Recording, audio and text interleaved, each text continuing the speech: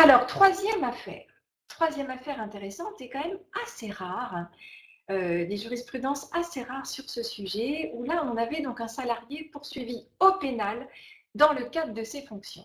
Concrètement, un salarié donc était poursuivi au pénal donc pour complicité d'abus de biens sociaux. Très précisément, le président du directoire de sa société lui avait demandé de s'occuper d'opérations de vente de biens immobiliers. Et il se trouve que ces opérations, que le salarié n'avait absolument pas dissimulées, avaient toutes été validées par le conseil d'orientation et de surveillance de la société. Mais il se trouve qu'il y avait là abus, enfin, il y a eu ensuite une difficulté liée à une suspicion d'abus de biens sociaux. Alors, pour la petite histoire, ce salarié, il était présent dans l'entreprise depuis 1972 et à l'occasion de ces faits, il a été licencié donc en 2000.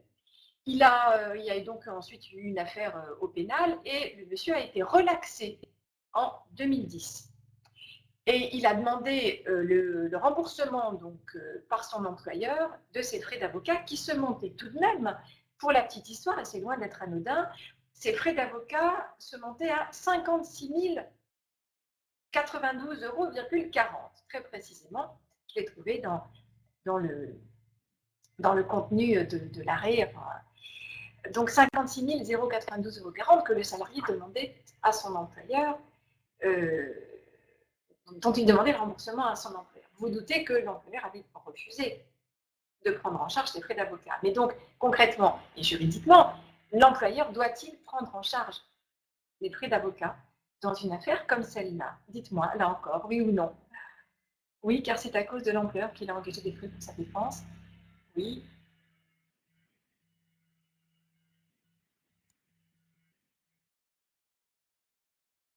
Allez, encore 2 ou 3 réponses, on a quelques minutes. Non pour Didier, oui pour Pascal.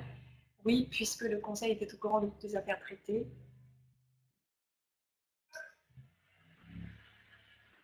Alors, merci pour toutes vos réponses.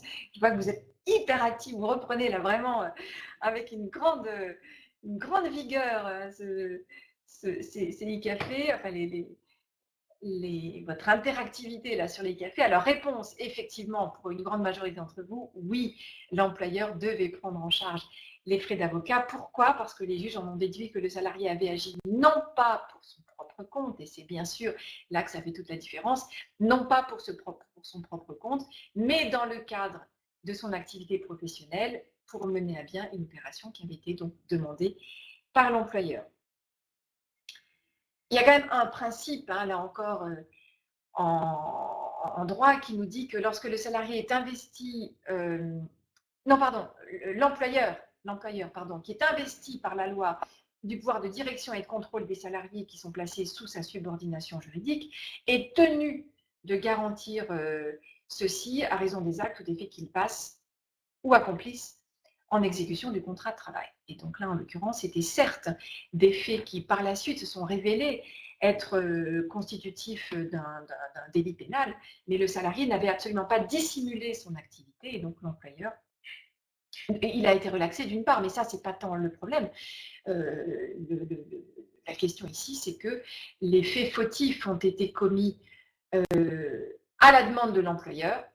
Le salarié n'a rien dissimulé, il n'a pas du tout agi pour son propre compte.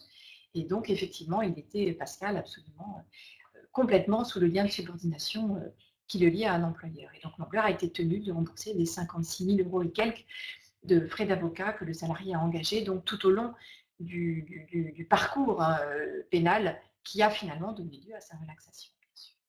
À sa relaxe, oulala, pas relaxation, à sa relaxe, c'est les retours de vacances. Hein. Alors, donc, l'employeur paye les frais d'avocat, mais si la responsabilité pénale est tenue, elle restera à la charge du salarié. Ah, ça, c'est encore une autre question. Hein. C'est une autre question, Didier. Vous voulez dire que si le salarié avait été condamné au pénal au paiement d'une amende, peu importe, de tant d'euros, est-ce que c'est, pour le coup, là, le salarié qui aurait dû payer? C'est une très bonne question. Enfin, je révise mes cours de droit pénal du travail. Hein, je vous donnerai la réponse la semaine prochaine. Ou alors, s'il y a un avocat là qui nous écoute, il a peut-être la réponse. C'est pas sûr. Au pénal, c'est pas évident le remboursement des frais des amendes. Bon, promis Didier, je regarde la réponse précisément pour la fois prochaine, mais là, pour le coup, ça nous entraînerait un petit peu trop loin. D'accord?